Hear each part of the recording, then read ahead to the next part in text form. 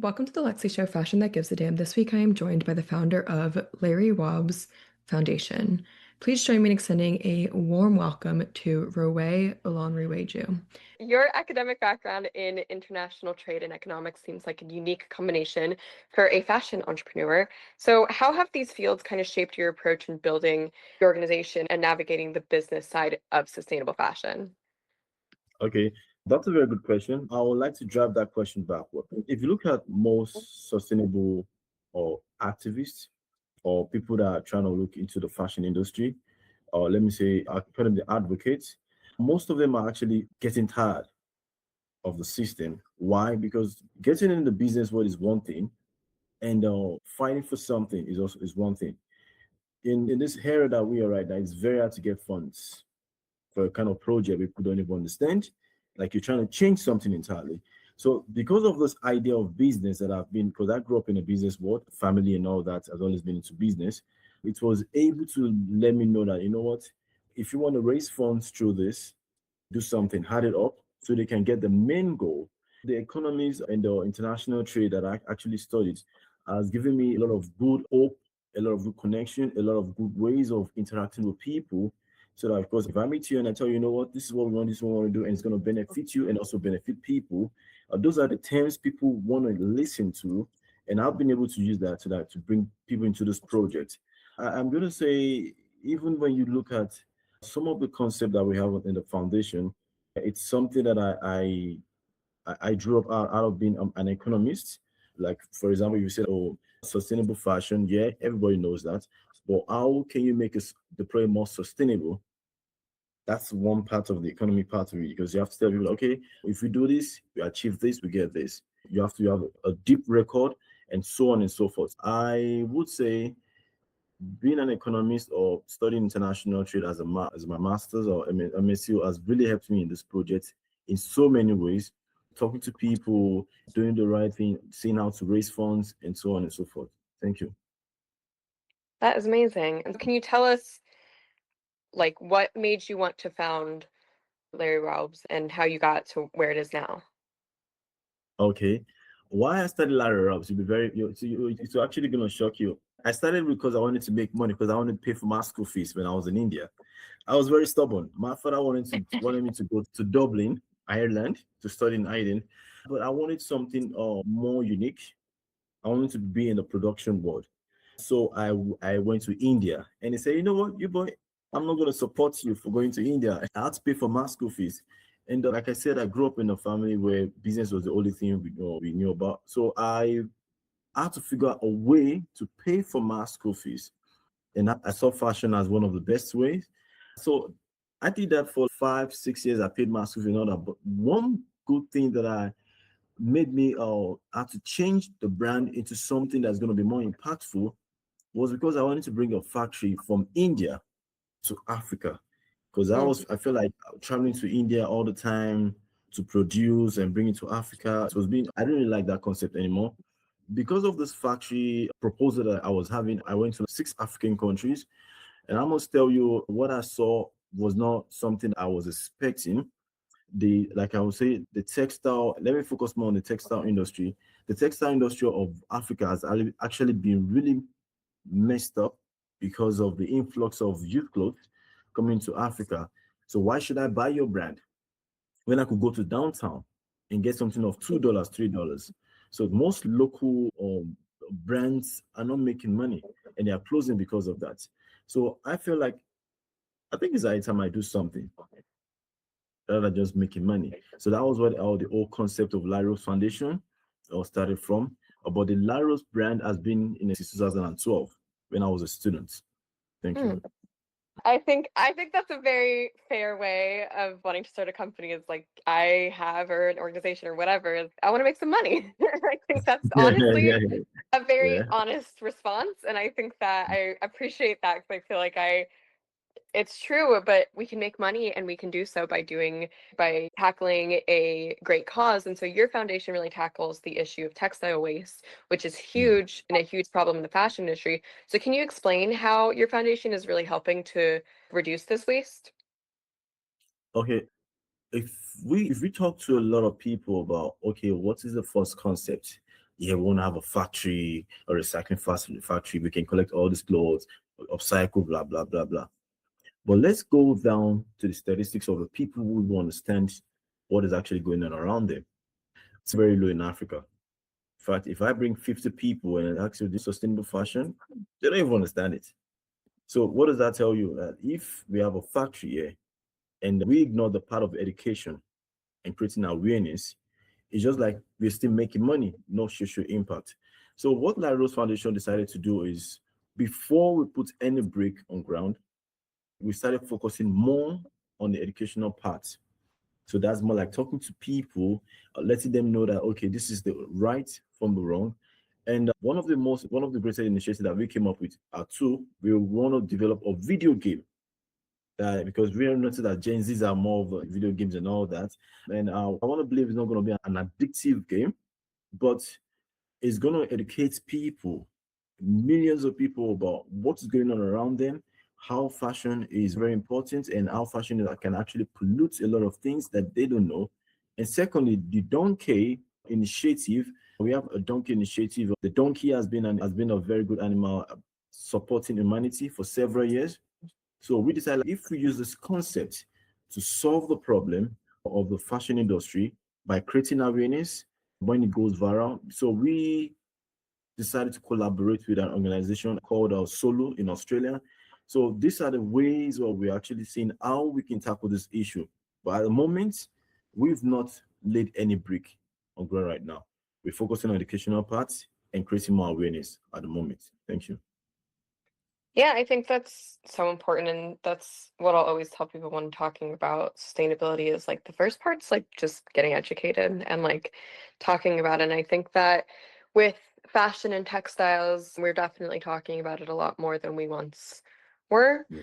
But there are still so many people. I remember I had a conversation with one of my closest friends who was like, what is sustainable fashion? Like you're always posting about this and I literally don't know what this is. And I was like, I'm actually so glad you asked this. Exactly. Not just like seeing my posts and being like, yeah, so cute, but like genuinely being like, what does that mean? Explain it to me. And so I think that first part is so important and just like doing the research. And once you feel like you are educated on the topic, then taking those steps of being more sustainable and seeing how we can reduce waste and just education in all fields, whether it's sustainability, fashion industry, whatever, is always a great first step. Do your research. Exactly.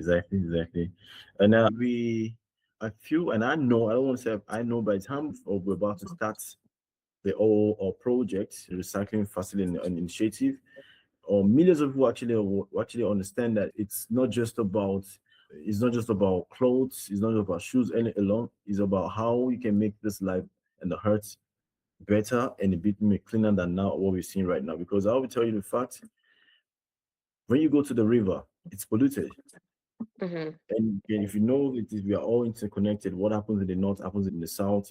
One way or the other, it's a movement. So the river you pollute over here, there's a way, one way it's going to also come to the other side. So it's very important we educate people and we're not giving up on it. Thank you. Yeah, I think that's important too. It's not to give up because I think that's a conversation I've been having a lot lately in terms of sustainability, where it's like when you look at the little things that we're doing in our day to day or whatever, like in comparison to how much Mhm. industries and companies all over the world are polluting, it feels like you're doing very little. But I Yeah, think it's always important to not give up and remember that again, the more we talk about it, the more we educate ourselves and others about it, the more like it's a ripple effect. And so it might feel very tiny now, but it'll ripple into something bigger and bigger until we can definitely. change the world to a better place. Definitely. The foundation focuses on turning fashion waste into biodegradable products. So, what are some of the key benefits of using 100% recycled materials in fashion, both for the environment and for consumers? Okay, that's a good question. We don't want to use this thing of one time, we want to stop that one time production. Because if you use something that's more sustainable, apart from people can actually reuse over and over again, you just have to add one or two things. If you decide maybe you want to dispose it, it's not going to be harmful. I did a test. I can't remember. I think it was last year. I can't remember the exact time, but yeah, it was last year. I had to put different materials on ground for 6 months. And I've seen people doing that also. And if I tell you something, things that was under polyester were not didn't give us a good result. If you have a material that is not that's just like you use it right now and that is done, I don't think it's something that we would want to have at this time, because apart from it polluting the environment, how many resources do we think we have at the moment that we want to waste? You might think you have everything. You might think you have all this or whatever polyester, or you have quite a lot of cottons and all that. But if you're using the right material, everyone, even the next generation, can also use it and still meet something behind. For example, I remember while we were growing up, people would actually do trade by barter. You have plastics, you get some new clothes. But those things are not happening anymore, because the moment I have my clothes, they are not of high quality anymore. So who was going to take that from me? Even my kids, even my mother. I remember when my grandmother passed away, my mother was happy because she got a lot of good clothes from her.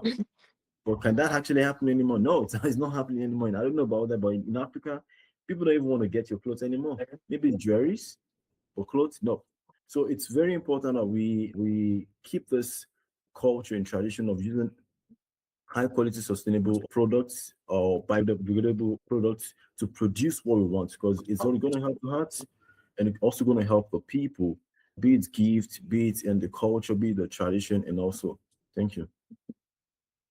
Yeah, I think that's something that I went to this vintage sale and I was like talking to my friends that had gone with me, where I was like, vintage, when like my kids are going to be experiencing vintage, it's going to be like all fast fashion and all like Shein and Forever 21, and it's not going to be like true good quality vintage. Not going to want those clothes.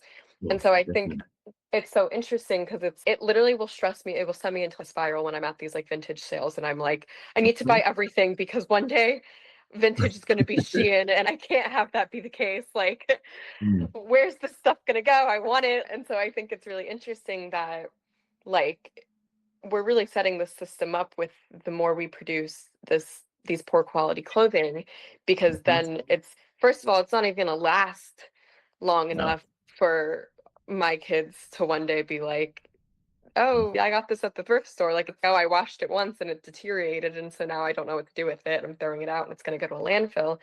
But if it happens to make it through the wash or whatever and it gets taken to like a Goodwill or something, a thrift store or whatever, charity shop, and then it's, I don't even like think people are going to really buy that, because again, it's like bad quality. Exactly. We're setting up this system of like just producing more and more bad Mm. quality things, and then it's just inevitably ending up in landfills and creating a worse system for our planet. So that's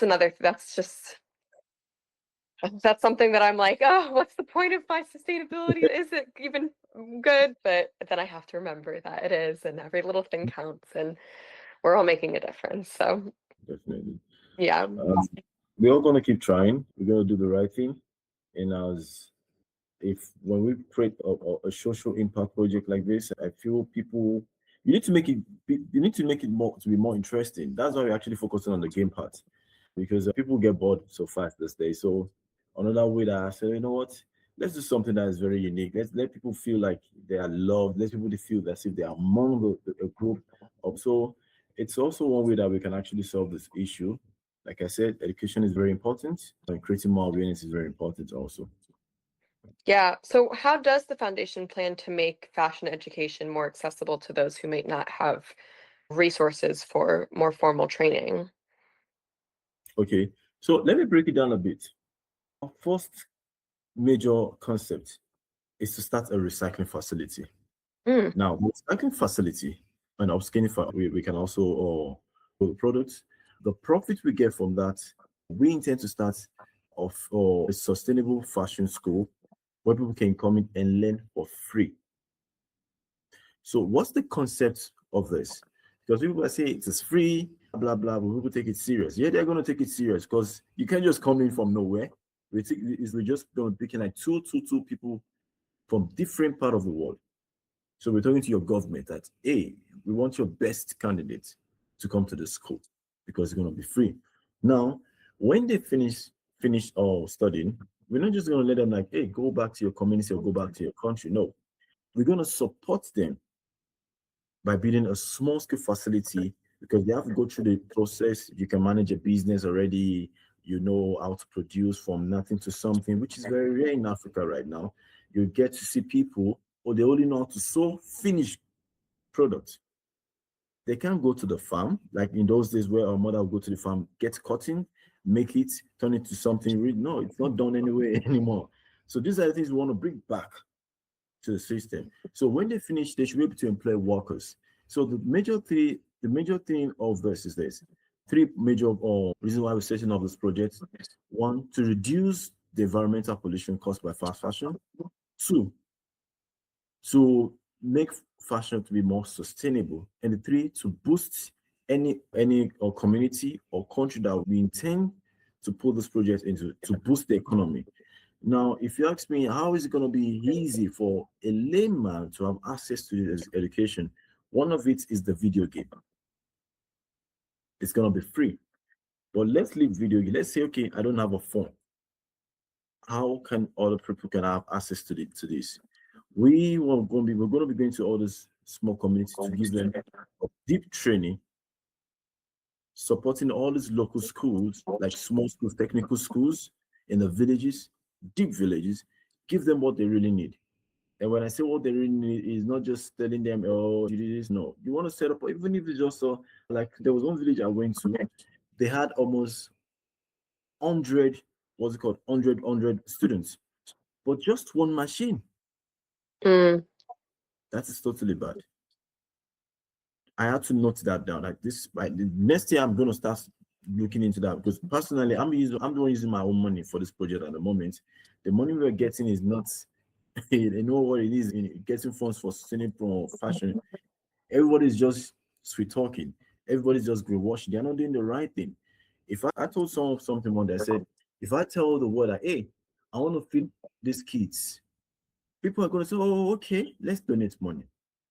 But the food that I'm giving kids, the orphans or the less privileged people, what if I tell them is actually contaminated because of the fashion industry? You see how tricky it is. People who support our project, yes, it's very important. But what about the grassroots projects? The project that's actually causing a lot more issues. You're giving a child a good food, but the food is actually contaminated. So are you helping the child? You're killing the child slowly. Sorry if I'm using some words. I'm always very deep when I'm having a conversation. So those are the ways we are going to be going to the villages, the video game, and the school, even the factory. Why we need the factory first is students are going to come into this factory to learn the practical part of it, not just the theory. It's a long-term project, and I'm so dedicated. And you can even see every time we change the date, I'll say, no problem, I'm waiting. I'm waiting. I appreciate you for that. Yeah, it's okay. It's okay. And if we go down, this is not even part of the question you asked me. I tell people we can't stop this all donated clothes from coming to Africa. We can make it as a privilege by changing it to something. Who are the people bringing this into Africa? It's not bad to donate, but the system of Africa for the past 50 years has always been donation. Okay, so if the government says that, you know what, we want to stop people from bringing this used clothes to Africa, are you saying it? Who are the government? Are they not the people like us, you and I? So it means some people are going behind doors. They get these donated clothes. They bring it down to Africa to make money off it. So it's a business, which you can do your business. But why do you have to lie to people that, oh, I'm helping? And secondly, if I've been to a lot of not just thrift stores, normal stores in Africa in the market, and you see used panties. There's nothing bad about clothes. There's nothing bad about trousers, panties, but used panties. You can see how this human that is. So these are the things we need to lecture people, because if you're bringing something back to me and I've lectured the person, what you want to buy is not good, you, the seller, is not going to make money off it. So everything is going to stop. Yeah. That's it. Yeah. Yeah, that's something that I've talked in previous podcasts about that I always find so interesting, where it's I can go on my rants about Shein and fast fashion and what's going to be accessible and stuff, but I think that what's so important is like cultural sustainability, and it's not everyone necessarily cares about what's micro trends and what's not Exactly. everyone has the access to that, and so I think that's what is just so important as well. And what you're talking about is just making these things more accessible, like getting them. I think something that I've talked a lot about too is like, how can we incorporate this? And that's similar to what you're doing, but into like early education into schools. Because I always remember when I would come home and like my mom would be like, "What'd you learn at school today?" And I would always get so annoyed and be like, "Oh, mom, stop asking me. I don't want to answer. I don't know. I learned stuff."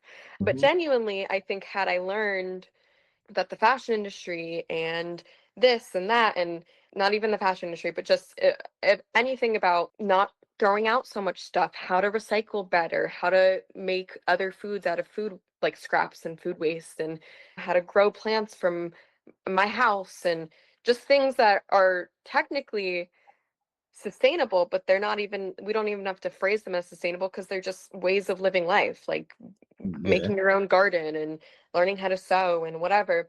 And so it's, if I came home and I told my mom that, maybe that's then educating her about something that she didn't know. Maybe she didn't know that the fashion industry was super unsustainable. Maybe she didn't know how to make her own garden.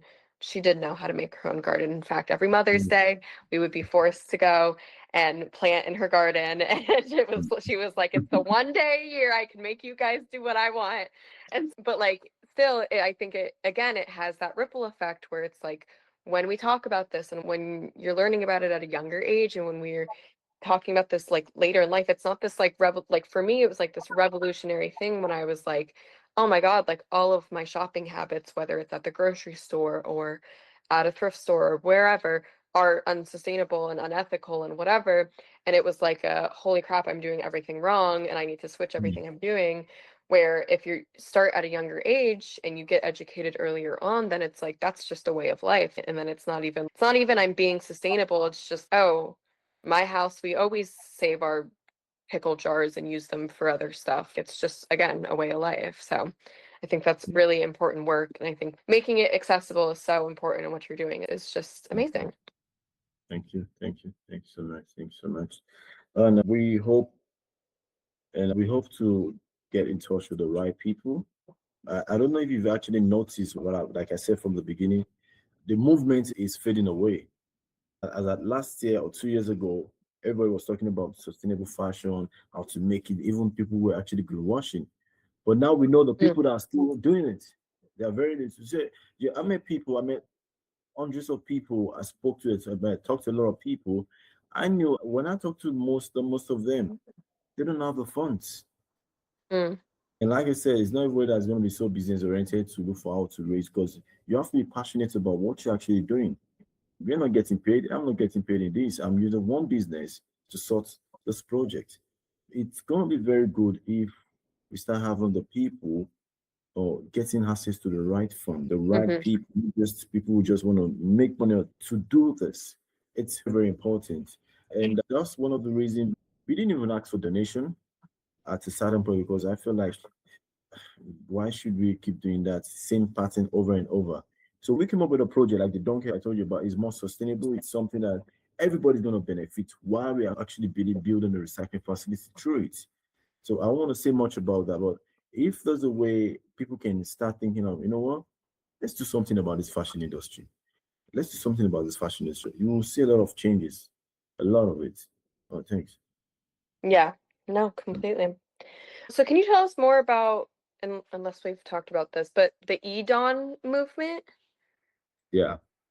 So the Eden movement, I think I've said something about, but let me elaborate more. Yeah. The Eden movement is a movement for changing things. Actually, so passionate that people are so passionate about. So it's a project that actually came up from Solo, Australia. They've been in the industry of rescuing kids, from child trafficking and all that. And this is very common in the fashion industry. So through the Idom movement, we were able to carve out the Donkey initiative, the Donkey project. And now, what is the donkey? Like I said, donkey is a donkey. So if you look at the history of donkey as a great and wonderful animal, it has helped humanity for many years, carrying our problems on its back. So we decided we want to make a limited edition of this collectible in donkey, which people can actually buy and have it at home. Limited edition. We're not trying to do a lot of it. When people now, so you get me when I said we're going to create awareness through it and education through it. So it means when it goes viral, people are going to be more concerned of what is this donkey all about? What is their main mission?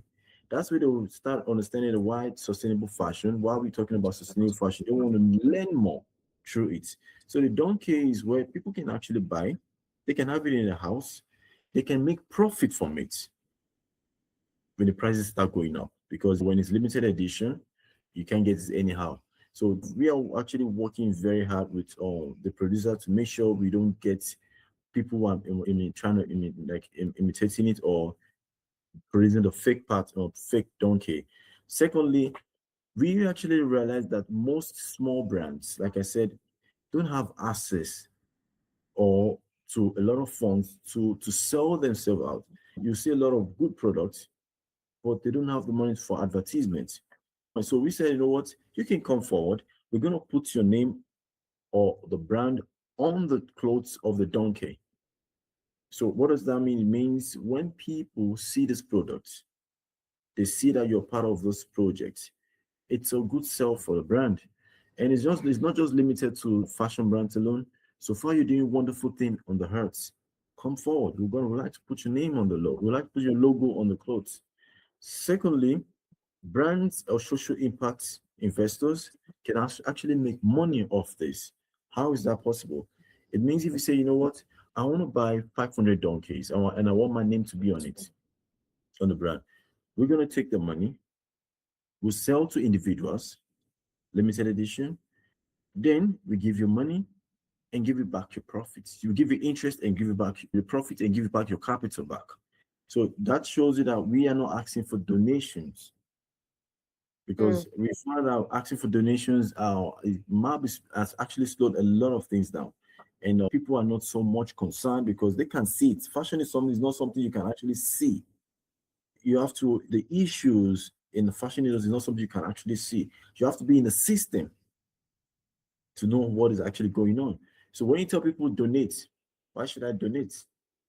Things we're facing. So those are the way we would want to use the donkey. So the end goal of the donkey, the profit we make from that is what we're going to be using to start the recycling facility also. So you can see we didn't just get the money, we decided to use the money, we tried to create awareness, we decided to create educational system, then we put it in the recycling facility. Yeah, I think that's so important. I think it's really great to see how you have a great thing already that's all for a good cause, and then you're taking the proceeds from that and putting it back into another great cause. Exactly. And I think that is what honestly I wish I saw more of. And I think that you brought up the point I always say making sustainability personal and meeting them where they're at. And so if it's okay, if you're interested in health and you want to talk about health, let's talk about how sustainable things you can do with food scraps and vegetarianism and veganism and whatever can help and impact your health. And meeting people where they're at is just really important. And I think that it's Definitely. great to put that, like, why am I doing this, and like why should you do it, to intrigue people, because I think that when we educate people on what they're maybe more interested in, then they're more willing to learn and adapt and whatever, versus just you need to be sustainable because the planet's dying. That's not always gonna affect everyone. Yeah. What's next for you? What do you have on the horizon? Any new projects you want to talk about? No new projects, but next year is gonna be a big bomb. This is a project not just for me, it's a project for the next generation. Like I said, there are a lot of people, a lot of government will say, yeah, we've banned those things of you bringing things to Africa. But every day, every second, trucks are still coming in. Next year, I believe and I know we're going to get these funds. And when we get the funds, it's going to be easy for many people, man. I'm just saying this for the first time. It's going to be easy for many people who are, especially people who are greenwashing. Because, Lexi, I'm not trying to be hard on things, but I didn't know this industry was so tricky. Dedicating is like you're dedicating your time. Look at what you're doing right. It's a wonderful thing. But you're not now imagine you're not having access to what you're supposed to be doing. And they'll tell you, wow, you're doing a wonderful thing, but sorry, we don't want that. We want something else. And those people have this money, they have those resources, they can do it.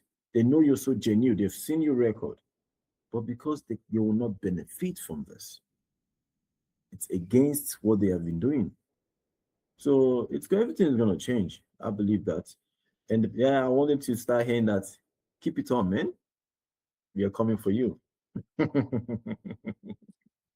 I think this won't come out until the new year, but I think it's great to have conversations as we go into 2026 of what can we do differently? What can we do going into this year? And what I think, as everyone does, but like new year, let's set these goals, let's have these resolutions. And I think that getting that in, all my goals are going to be about sustainability. I'm going to see if I can have like minimum 10 conversations with people that I think they walked away learning something with me. Like, I think that what you're saying is like a great goal and something to look forward to for this upcoming new year.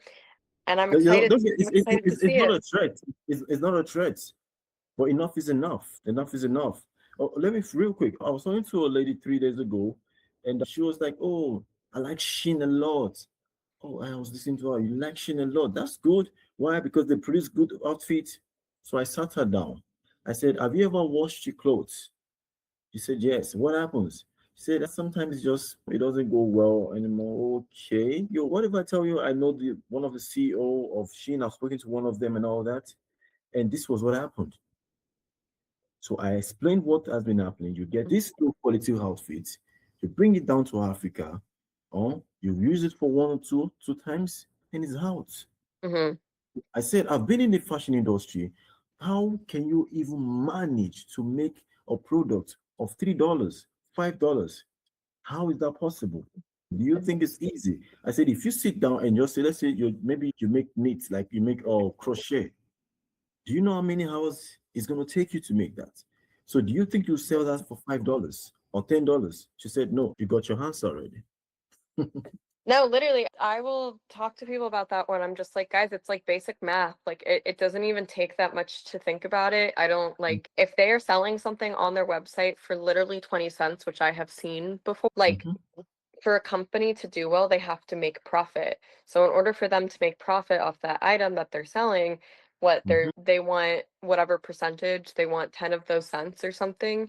So then they still need to pay everyone on that supply chain that got it shipped over, that created it, the garment workers. And so it's like for anyone to get paid on that supply chain, they're literally getting pennies, like genuinely getting pennies. And so I'm like, I don't even really need to like do that much explaining. Like, it's basic, simple math. It's like, how do they earn profit off of a $5 item? That is a ridiculous thing. And so I think that is a great point, and I agree. I really hate Shein, and I've said multiple times that my goal is to take them down at some point, hypothetically, and wording that they're not going to come for me for. But I always like to end my podcast with, what are your top tips for someone who is just starting their sustainable journey? First, let's tell what you can buy that you can use for long. Don't even bother buying it. 2, do what you preach. And 3, if you have a hurt and someone starts misusing you because you feel there are a lot of resources, how are you going to feel? Those are deep questions I always tell people. Just because you're seeing all these materials very free, the water is everywhere. How are you going to feel? So it is very important that you don't have to be a miser. You don't have to live like a poor person, but just just get what you know is enough for you. It's very important because we have a culture here in Africa. If you don't live big, you're nobody. If I put on a cloth today and tomorrow I don't use another cloth, hey, he's a poor man. So all those things was actually affecting a lot of people. Be minimal, be minimal. Don't, but doesn't mean you should suffer. No, but what you have, what you know you can, just like I said, what you know you can actually sustain. What you know you can actually, you don't have to overuse and sorry, overspend or because you want to you eat food, you eat this, you eat that. No. So those are the things I always tell people, and I always want to preach it out also. And the last thing I always want, what the best tip, do not keep quiet. We are all here because someone kept quiet when they saw something. They said, it's nothing. It is nothing. It is something because every day, one way or the other, someone is being affected. So if you keep quiet and just ignore it, you're Yeah. against the work, not for the world, not for the people. Thank you. Completely. I was talking to someone who works against big oil, and she was saying that, like, back in the, I think, 70s or something, maybe it was way earlier than that, but that they had the information about what was really going to happen to our planet because of the oil industry. It was totally projected, every single thing. And they, instead of choosing to go in a more sustainable route or not do what they were doing, they were like, this is going to make us a lot of money, so let's still do it. And they just Mm, kept quiet and hid it. And then it came out that, like, they knew this whole time. And you're completely right. We have to be loud, make noise. And the more noise we make, the more, we'll hopefully be exactly. heard and we can make a difference. But Mm, thank mm, you so much. This has been such an amazing conversation. Where can people find the foundation or you on social media or anywhere else? We on Instagram, we are the Larry Rowbs Foundation, and our website is www.larryrobsfoundation.org. On TikTok, same thing, the Larry Rowbs Foundation. And yeah, we don't have much to show because we want action, not just words. So we decided, what we just want, because yeah, it's supposed to be, we want to be more organic in most of the things we're doing and on very genuine. So we don't just put things out anyhow. I told the members, let's do what we do, we post it, not Mhm. just talking, looking and talking. No, we don't want to do that. So Mm. very soon things are going to be showing, things are going to be coming up. Sorry for everyone. Really disappointed a lot of people. It's been very hectic, but we're not giving up. We're going to raise the money. I believe that. You know how it is. Yeah, you've been in it. You know how it is, right? We're going to raise the money for this project. It's going to come up. And everyone, I please. believe Yeah, that you guys are going to raise the money as well. definitely. Definitely. It's going to happen, man. Definitely. I Yes. know. Thank you so much, man. Yes, thank you so much. Everyone, go check them out on social, stay in touch, see what they're up to. While you're at it, you can follow me on my socials, my Instagram, TikTok, and YouTube are all my name at Lexy Silverstein. That's Lexy, silver like the color, Stein. And remember to live a good life and look fucking good doing it.